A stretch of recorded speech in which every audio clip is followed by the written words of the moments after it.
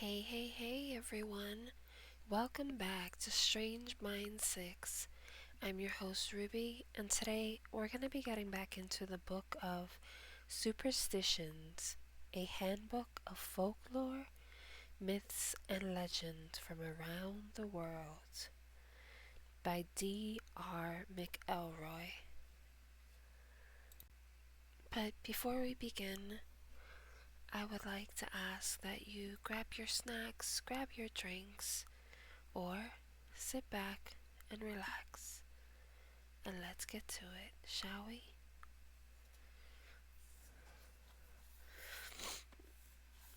Middle Eastern mythical monsters. In the following section, some of the more well-known Middle Eastern mythical monsters are presented. Al-Anqa'a,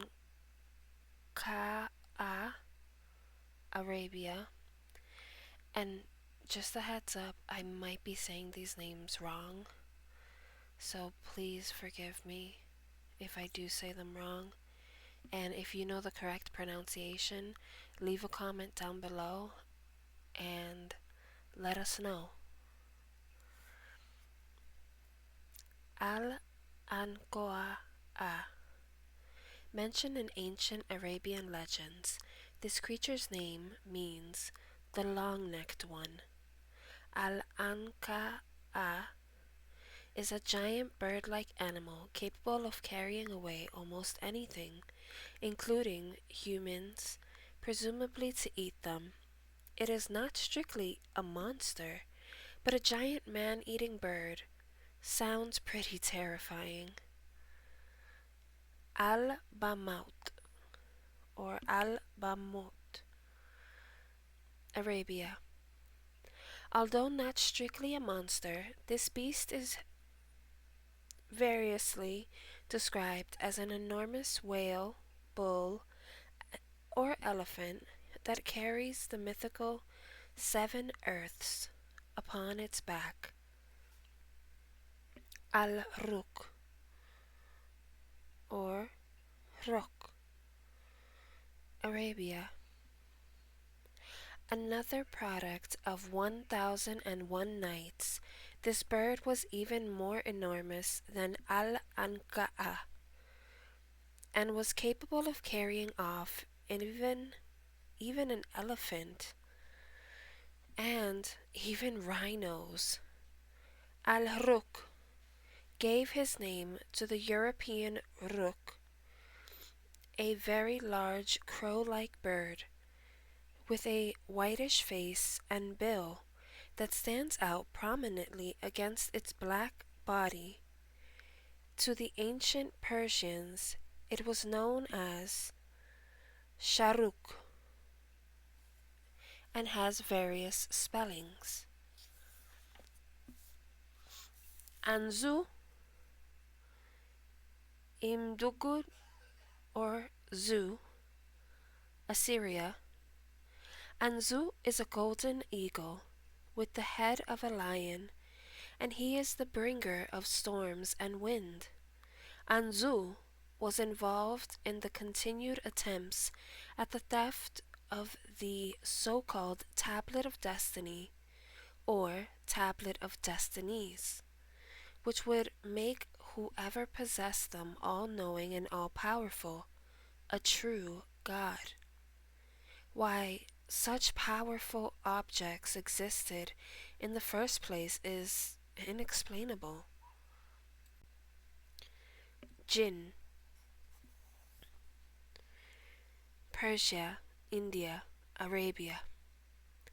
Made famous by the stories of 1001 Nights, the jinn are magical creatures that can assume the form of any creature, animal, or human. Jinn can be large or small, but they have a reputation for being hostile. Many stories tell of captive genies who trick their masters when granting three magical wishes. Ifrit, Arabia. Ifrit are creatures that are essentially demonic, but can change to good. They live in complex societies and are intelligent and cunning. Falak, Arabia. Falak is a massive subterranean serpent who will emerge from the underworld at the end of time to torture sinners. Gol, al-Gol, Ghoul, Arabia. Ghoul are zombie-esque demons who haunt cemeteries and prey on humans. The creatures are nocturnal. The name derives from the Arabic Ras al-Ghul, head of the ogre. Exact English translation: demon star. Golem, Kabbalah, Judaism. This somewhat familiar creature is a puppet, a creature made from inert materials, frequently clay or earth, in the vague shape of a human, which is brought to a zombie-like life by a wizard or another powerful mage. Through the use of spells and rituals, the creature has no conscience and no mind of its own. It does what its master wants, its master's bidding, until the master is no longer able to control it, whereupon it is usually destroyed, or it destroys its own master. The golem may be large or small, though since it is frequently sent to do evil, a large size is more useful. Hedamu Apsi, Turkey, Anatolia. Hedamu was a sea dragon of Hurrian Hittite mythology that possessed a huge appetite and nearly devoured the goddess Ishtar. Before succumbing to her ample charms, he was known as Iluyanka to the Hittites and Typhon to the Greeks. Iluyanka, Hittite. Iluyanka is a sea serpent-like dragon slain by the god of the sky and storms, Tarhuna. Tarhuna was Terhuns to the Anatolians and Teshub to the Hurrians, as well as Zeus to the Greeks, who famously battled the serpent monster Typhon. Leviathan, Hebrew. In the Hebrew Bible, the Leviathan is a giant sea monster, described as a whale, that tests the faithful Job.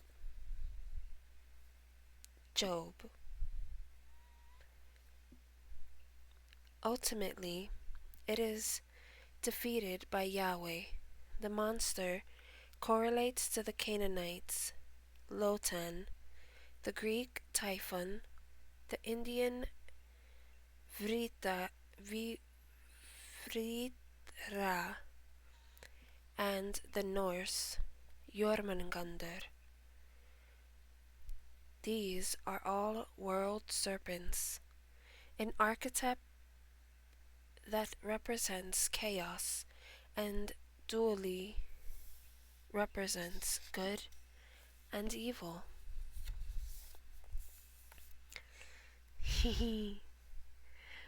The one that's next. Lilith, Babylonian, Jewish. Lilith is a powerful demon, seductress, whose name derives from the Babylonian word meaning night monster or night hag. Lilith is declared to be Adam's first wife in the Jewish folklore. Not really a folklore, but okay. Made from the same clay as he was, rather than from his rib as Eve would be. Lilith refused to be subservient to Adam and left him in the Garden of Eden. Afterwards, she coupled with the archangel Samael, whose name in Hebrew means poison of God or venom of God, would become Satan, the archangel of death in the Talmud. Some stories have Lilith later becoming a demon succubus. Manticore, Persia. Manticore is a man-eating creature with the head of a human and the body of a lion and the tail of a scorpion. The beast stings its prey with its deadly tail and then consumes it whole with the help of 3 rows of sharp teeth, similar to the Egyptian Sphinx, not the riddle-asking one. Depictions of the beast were popular in medieval Europe thanks to the Crusades. Nesnas, Yemen. Nesnas is a hideous creature in the form of a man who is missing half of his body and has the tail of a lamb. Karin, Arabia. A sort of doppelganger of jinn. Karin are creatures that exist in a parallel realm of the jinn. They may come and sit upon your shoulder, tempting you to sin. They are known as Fravashi in the Zoroastrian religion. Korina or Karina, Arabia.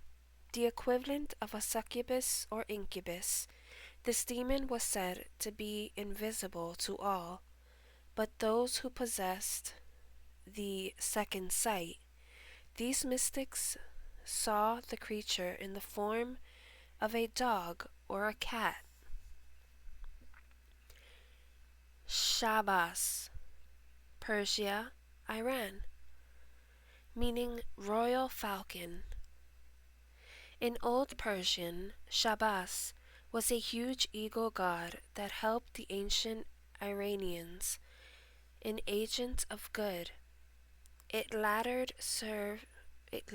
served as the emblem of the royal standard of Cyrus the Great, founder of the I'm going to butcher this and I am sorry. Achaemenid Empire. Succubus, Hebrew. Succubus was a female demon. The male version is an incubus, who lured the unwary to the sin of extramarital sex. The demon was typically attractive, the better to seduce its prey. Coitus with succubi, incubi, was often addictive and could even lead to death. The unfortunate parents of a deformed baby were said to have been visited by a succubus or an incubus. Were hyena, unknown Middle Eastern. Like werewolves, were hyena creatures are humans who transform into hyenas, which can then walk on 2 legs. They are brutal and ruthless, and they are much larger than regular hyenas. My thing is we have all these accounts of werewolves and vampires and ghouls and were hyenas, yet there's no mythical proof or there's no actual proof of what is actually going on and if there's even truth behind it. I feel like if there is truth behind these things, then it's either that people are being um, they're being quieted pretty much, so that way we won't know the truth, or they don't really exist, that these are just stories and fairy tales passed down. But in actuality, I really do feel like these things exist and people are just being quieted and told that if they share these things or if they share images of what's gonna happen, it's either gonna curse others or they're gonna be in trouble. Like, it's never the type of, oh, it's good to share these information, let me just share it. No, it's always like the government has a tendency to just hide these things until they can't hide it anymore. That's how I feel, anyways. But we're gonna stop here, and the next video is actually gonna be on Asia, and we're gonna talk about what monsters, mythical folklore, legends, myths, what they have in Asia. And honestly, I'm excited to hear more folklore, myths, and legends, and see the comparison of, like, we call these different things all these different names, but in actuality, they mean, some of them mean the same exact thing. And it's just, I don't know, it's not coincidental. I don't believe in coincidences. I believe that there is a reason as to why we have all seen these things, as to why, in the past, our ancestors and everything, and all these regions have called it by these different names when they're actually one and the same. But that's enough of my TED Talk. um, Definitely hit that like button, hit that subscribe button. If you guys have your own like little legends or have been told stories from when you guys were small, definitely leave a comment down below. I would love to read some of your comments and some of your stories that you guys share. It would mean a lot to me. But as always, my dear, dear friends, this is Ruby signing off.